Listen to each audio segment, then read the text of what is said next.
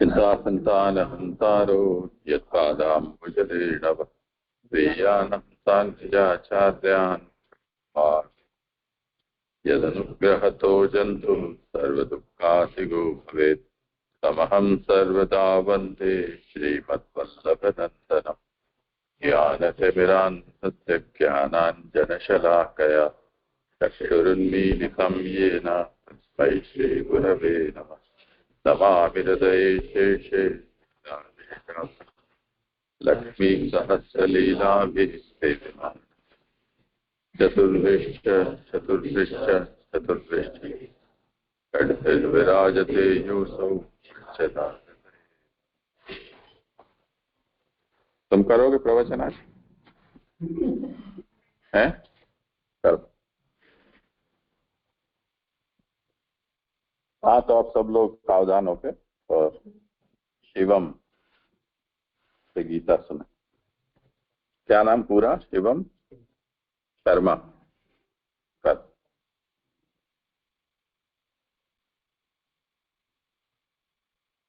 स्वधर्मो विगुणः परधर्मात् स्वनुष्ठितात्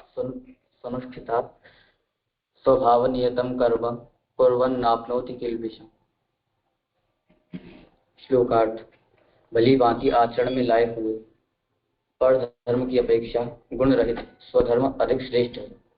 स्वभाव से नियत कर्म करता हुआ मनुष्य पाप को प्राप्त नहीं होता। विवेचन। स्वधर्म के आचरण को श्रेष्ठ बताया गया है।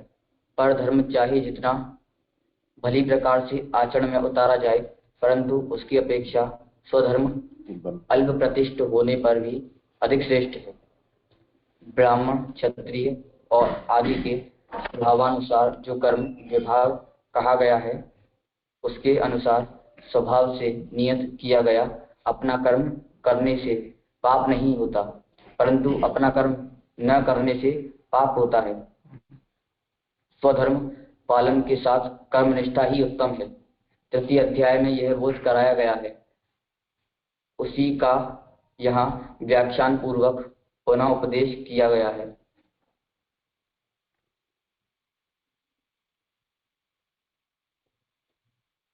क्या कह रहे हैं? मतलब कि इसमें स्वधर्म को श्रेष्ठ होता। कैसे?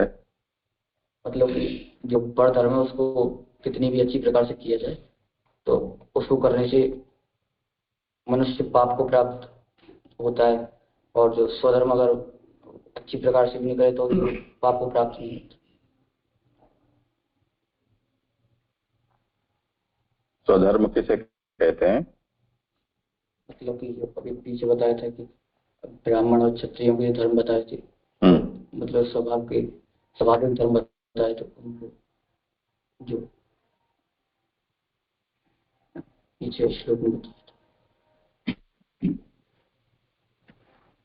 शास्त्र की आज्ञा धर्म कही जाती है। वेद प्रणिहितो धर्म, तो जो शास्त्र की आज्ञा है वो धर्म है।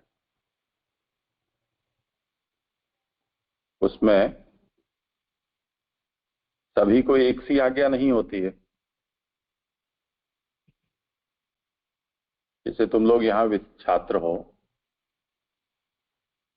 सभी लोग यहाँ छात्र ही हैं, फिर भी जिसकी जो कक्षा होती है उसके अनुसार उसको पढ़ाई करनी है, उसके अनुसार उस समय उसको बैठना है। तो छात्र होने में सब में समानता है, फिर भी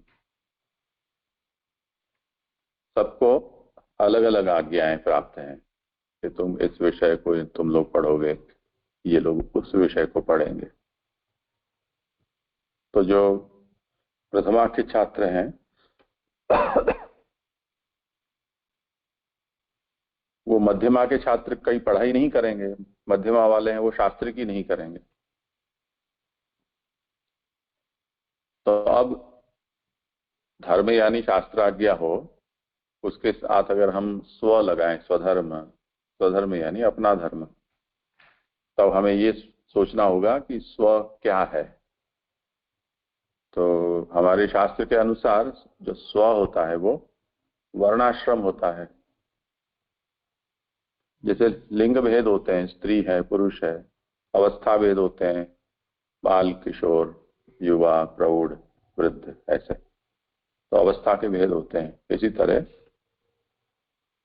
वर्ण भेद जो होता है वो हम कहेंगे कि ब्राह्मण क्षत्रिय वैश्य शूद्र या वर्ण बाह्य या वर्ण संकर। और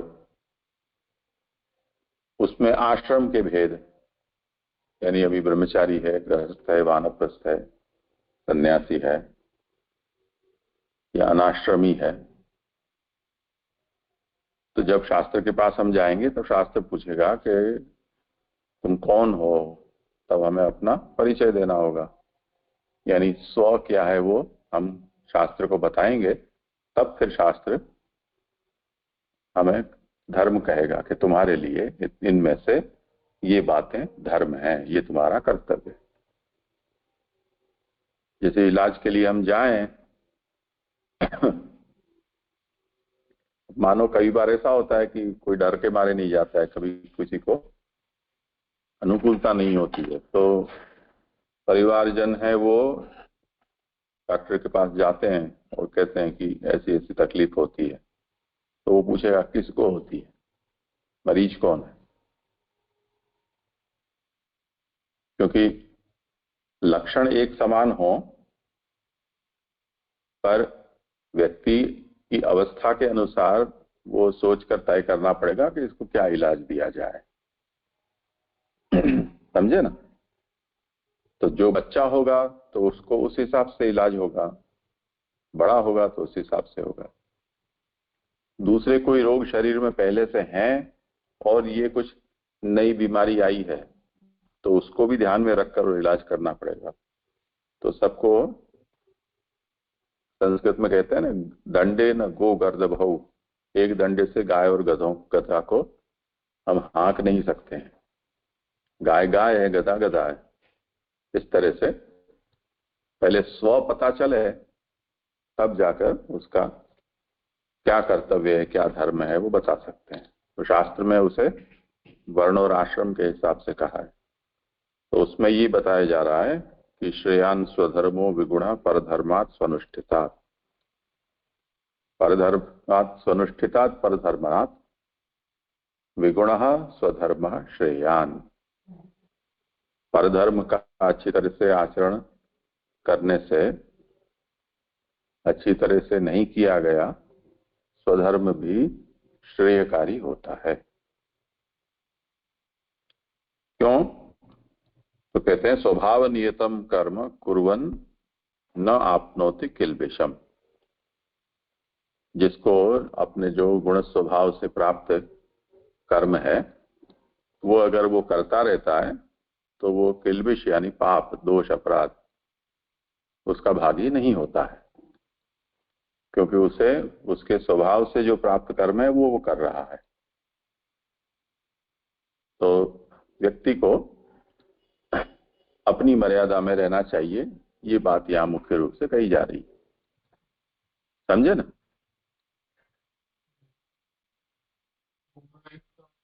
अच्छी तरह से नहीं किया है। हाँ, ऐसा समझ सकते हैं। स्वनुष्ठितात्, उसका विरोधी जो भी होता हो सो सुष्ठु तया अनुष्ठित, और जो सुष्ठु तया अनुष्ठित नहीं है वो। हाँ कर। सहजम कर्म कौन्तेय सदोषमपि न त्यजेत सर्वारंभा हि दोषेण धूमे नाग्नि दिवावृता।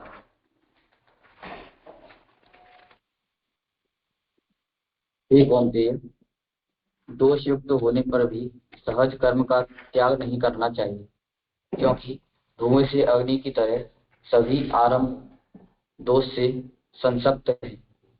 विवेचन। सांख्य शास्त्र की दृष्टि से तू यदि अपने क्षत्रिय धर्म में हिंसा रूप दोष मानता हो तो भी सहज कर्म दोषयुक्त होने पर भी त्याज्य नहीं है, क्योंकि पर धर्म में भी दोष तो है ही। सभी धर्म दोष से लिपटे हुए हैं। अतः स्वाभाविक अथवा सहज कर्म जो मैंने वर्णाश्रम के साथ ही सज्जित किए हैं करना ही उचित है। ज्ञानियों को भी लोक संग्रह के लिए कर्म करना ही उचित है, अथवा दोष शब्द का अर्थ दुख करना चाहिए। सभी प्रकार के ज्ञान अथवा कर्म का आरंभ दुख युक्त होता है। आरंभ दुख से भरा हुआ है। जैसे अग्नि आरंभ में धुएं से आच्छादित रहती है, वैसे ही सभी कर्मों का आरंभ दुख युक्त होता है, परंतु समयांतराल के पश्चात अग्नि धूम्र रहित प्रकाशमान हो जाती है। वैसे ही अंततोगत्वा दुखमय स्वधर्म भी सिद्ध प्राप्त कराता है।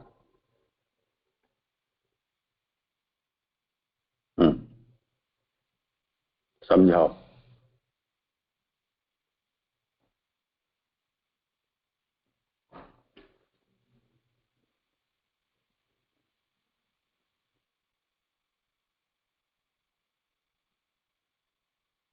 जो कि इसमें ये बताया कि जो मतलब तो आवाज तो उतनी ही रखो कि यहाँ पहुंचेगी। स्वधर्म है जो उसमें दोष होने पर भी उसका त्याग नहीं करना चाहिए। जैसे कि जो अग्नि होती है वो धुएं से आच्छादित रहती है, फिर बाद में वो प्रकाशमान होती है। उसमें मतलब कि जो सहज कर्मों पर त्याग नहीं करना। हाँ, पर इसमें ये जो कहा ना कि सर्वारंभाई दोषेण धूमे नाग्निरिवावृता, धूम से जैसे अग्नि आवृत होती है ऐसे सभी आरंभ दोष युक्त होते हैं। इसका क्या मतलब है, उसको कैसे समझा जाए?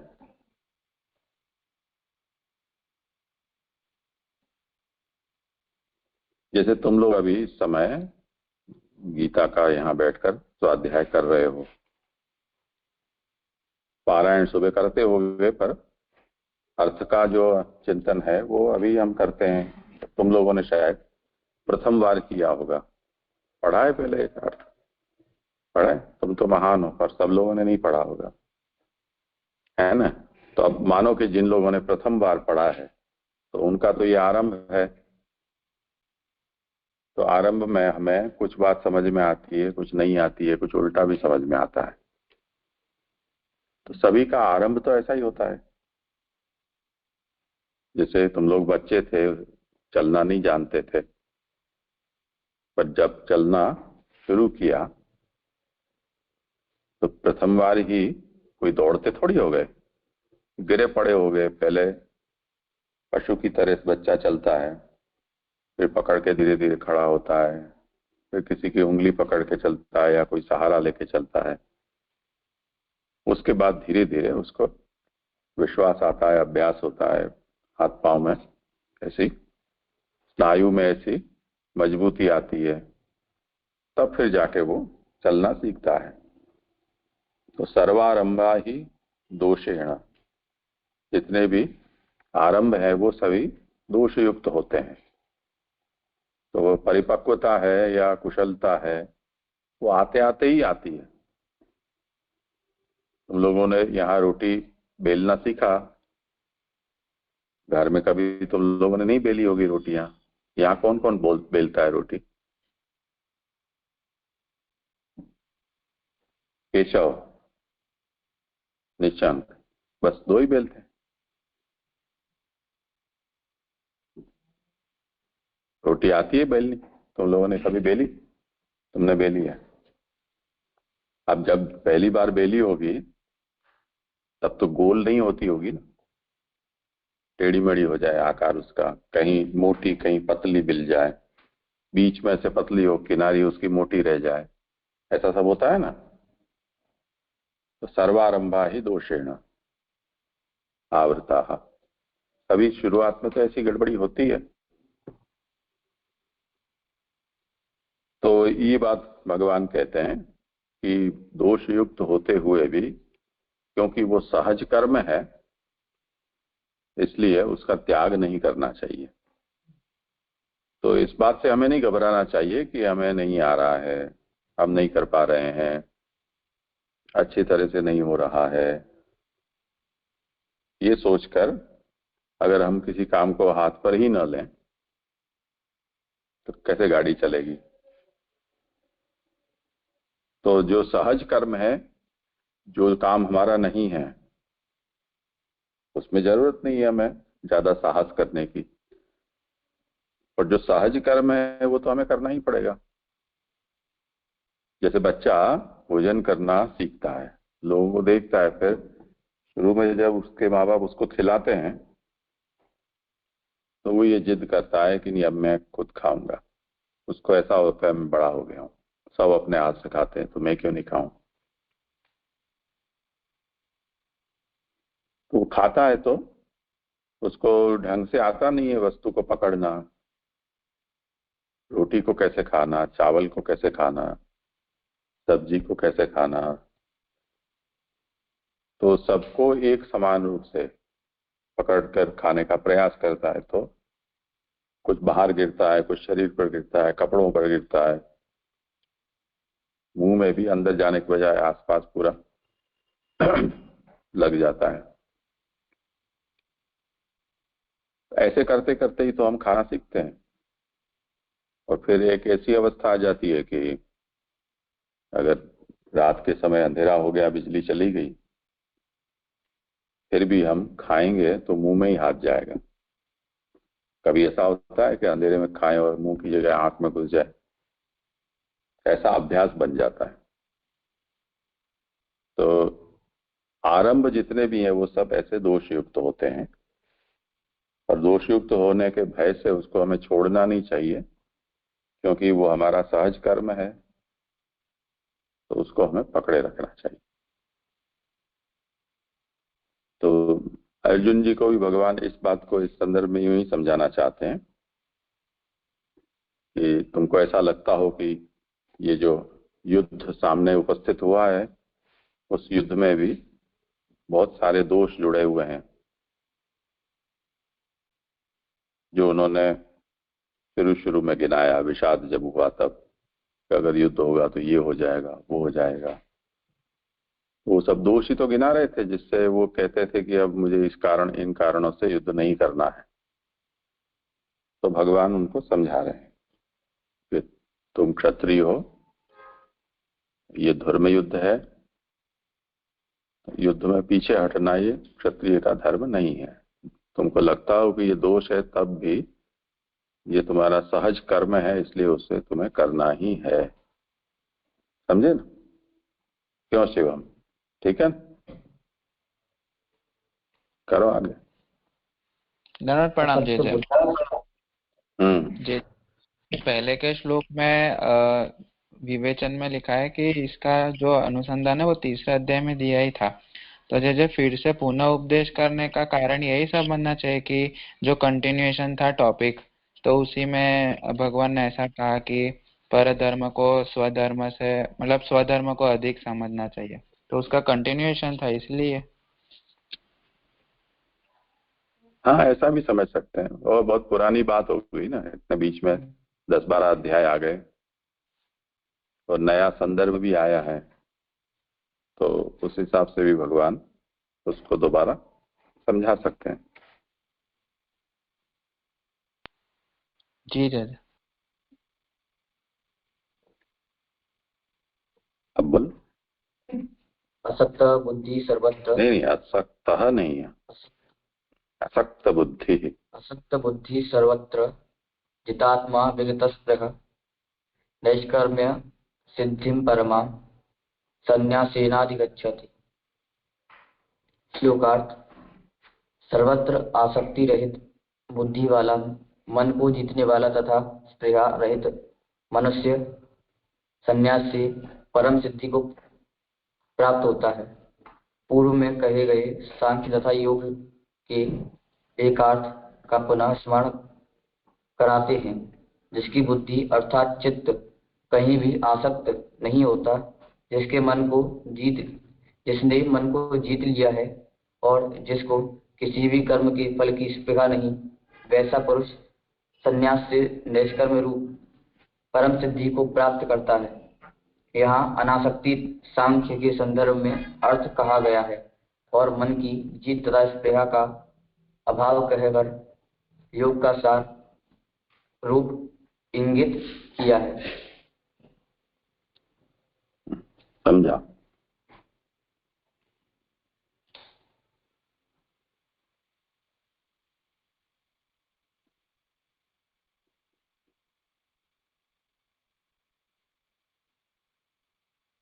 मतलब इसमें ऐसा होता है कि जिसने अपने मन को जीत लिया है और जिसकी किसी कर्म के प्रति कोई इच्छा नहीं, वो पुरुष मतलब संन्यास की परम सिद्धि को प्राप्त।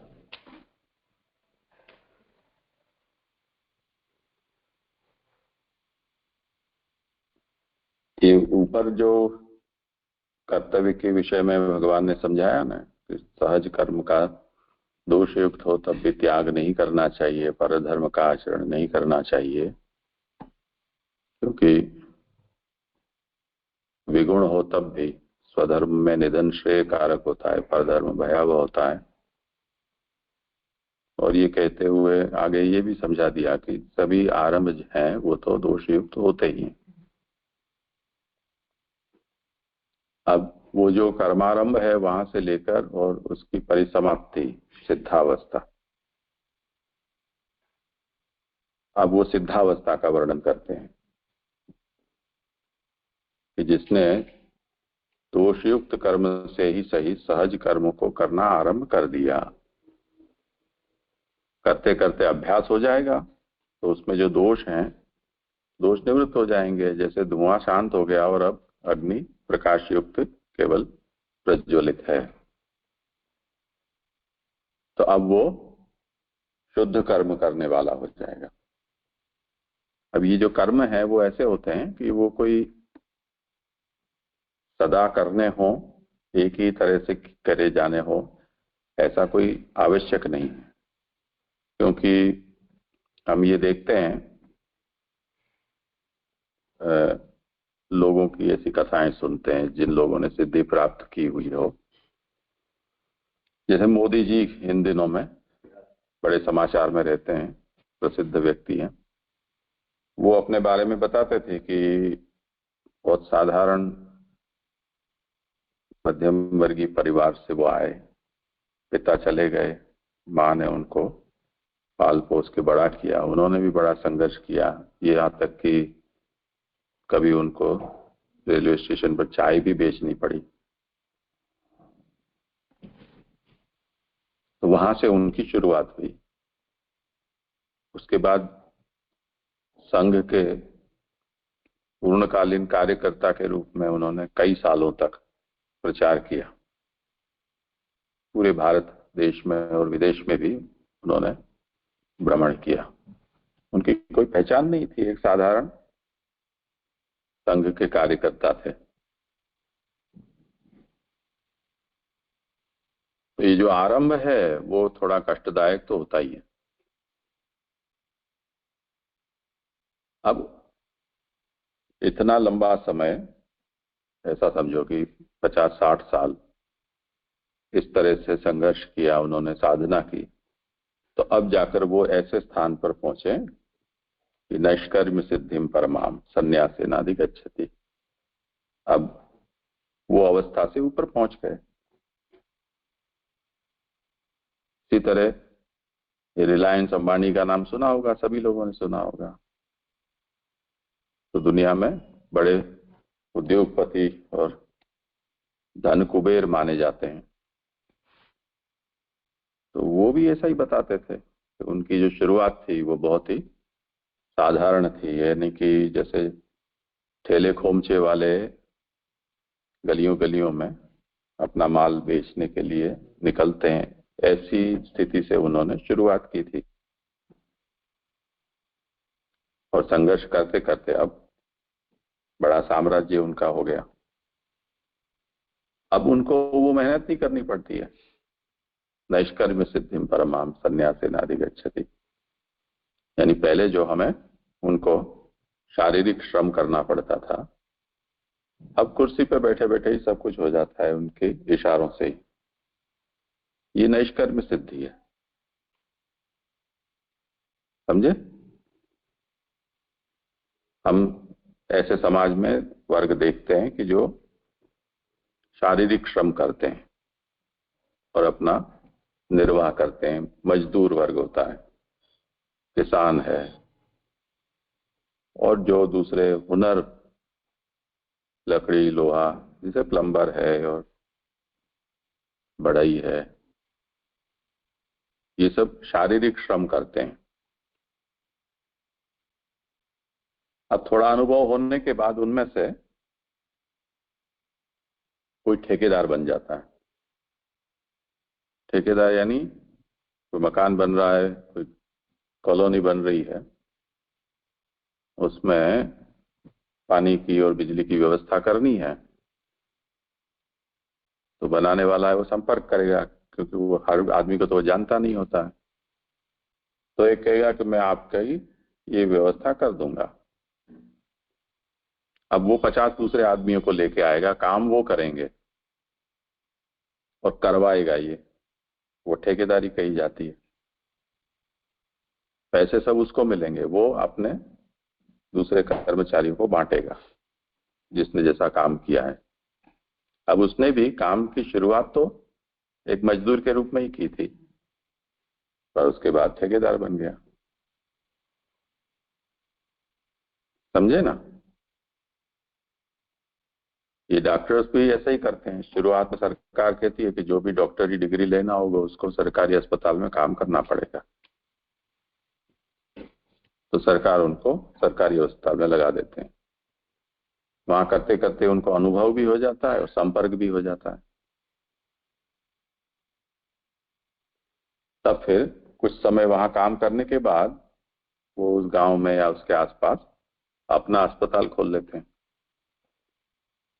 अब जो अस्पताल चलाता है डॉक्टर, वो अपने हाथ नीचे दूसरे 4 नौसिखियों को रख देता है।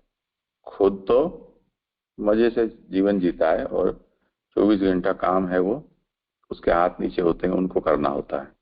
इसको तो बस फोन से समाचार दे देते हैं, हाँ ऐसा ऐसा करो, ऐसा ऐसा करो। समझे ना? तो देखो, शुरुआत में वो शारीरिक श्रम से शुरुआत होती है। हमें भूख, प्यास, ठंडी, गर्मी, रात दिन देखे बिना उसमें लगना पड़ता है। उसके बाद वो अवस्था आती है कि जब वो काम हम किसी दूसरे के ऊपर डाल देते हैं और हम अपनी सुविधा से रहते हैं, वहां नैष्कर्म्य प्राप्त हो जाता है। नैष्कर्म्य यानी अब वो शारीरिक श्रम, उन कर्मों को अब हमें करने की आवश्यकता नहीं रह जाती है। अब शास्त्रीय संदर्भ में इसका मतलब ये है कि जैसे ब्रह्मचारी को ब्रह्मचर्य अवस्था में वेदाध्ययन आदि किया जाना होता है, और गुरुकुल में गुरु की सेवा, और ब्रह्मचारी के होम, स्वाध्याय, ये सब, भिक्षा लाना, ये सब कर्म होता है। वहां से वो सब सीख कर जब गृहस्थ बनता है, तब जो सीखा है उसका उसको अपने जीवन में पालन करना है। पंचयज्ञ जिसको कहे जाते हैं, ऐसे वानप्रस्थ में उन्हीं को गांव घर में नहीं रहकर और वन में रहकर उन धर्मों का पालन करना है। ये सब क्रिया यज्ञ और द्रव्य यज्ञ कहे जाते हैं, और तपो यज्ञ यानी हमें अपनी इंद्रियों से, देह से इन धर्मों का पालन करना है। द्रव्य यज्ञ यानी जो पदार्थ हैं, घी, घृत है, दूध है, दही है, चावल है, लकड़ी की समिधाएं हैं, इन सब से इन यज्ञ का अनुष्ठान करना है। ये द्रव्य यज्ञ हुआ। अब जैसे ही सन्यास में प्रवेश होता है आश्रम में, तब ये द्रव्य यज्ञ और क्रिया यज्ञ बंद हो जाते हैं। फिर वो मानस यज्ञ होता है या तपो यज्ञ होता है। तो इस तरह से वो नैष्कर्म्य की स्थिति आती है। ये सभी अवस्थाओं में होता है। समझे? तो वो बात यहाँ समझाते हैं कि असक्त बुद्धि ही सर्वत्र जितात्मा विगत स्पृह। अब जिनके अंदर ये, जिनकी बुद्धि है वो आसक्ति रहित हो गई है, जिसने अपने पर अंकुश प्राप्त कर लिया है, जिसको कोई स्पृहा नहीं रह गई है, उसे ये अवस्था जल्दी भी प्राप्त हो सकती है। कई लोगों को ये गुण उनके अंदर नहीं आ पाए हैं तो मृत्यु तक भी वो उसी अवस्था में रहते हैं जो अवस्था आरंभ में उनकी थी। तो ये गुण अगर विकसित हो जाते हैं तो वो सन्यास से नैष्कर्म्य की परम सिद्धि वो प्राप्त कर लेते हैं। तो भगवान ये कह रहे हैं अर्जुन को कि अभी तुम्हारे अंदर वो अवस्था नहीं है, तो तुम्हारे सामने जो कर्म उपस्थित हुआ है वो तुम्हारी अवस्था नहीं होने पर भी तुम इस समय सन्यासी जैसी बातें कर रहे हो, और वो तुम्हारा केवल ये स्मशान वैराग्य है या क्षणिक वैराग्य है, ये तुमसे आगे निभेगा नहीं।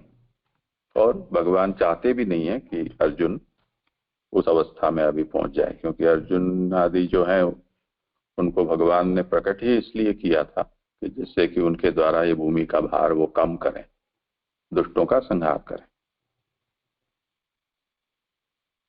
ठीक है, आज है कि जी? तो आज यहाँ समय हुआ है, यहाँ रखते हैं। और दूसरा ये है कि गीता जयंती 22 तारीख को शुक्रवार को है। उस दिन तुम लोगों को ये श्री कृष्णार्जुन संवाद, यानी अर्जुन जी के प्रश्न और उसका समाधान भगवान ने उनको जो कहा है वो संक्षेप में, प्रश्न तो संक्षिप्त ही होगा पर जो उत्तर है वो संक्षेप में समझाना है। श्लोक को नहीं पढ़ना है, और जो उत्तर से अतिरिक्त बातें भगवान ने प्रसंगवश समझाई है उसका विस्तार भी नहीं करना है, पर प्रश्न और संक्षेप में 2-4-5 पंक्तियों में उसका मुख्य उत्तर, ये तुम लोगों को करना है। ठीक है ना? और जिन लोगों को भाग लेना हो, नियमित गीता स्वाध्याय में जुड़ रहे हैं, वो चाहें यहाँ आकर करना पड़ेगा। अगर वो करना तैयार हो तो बताना।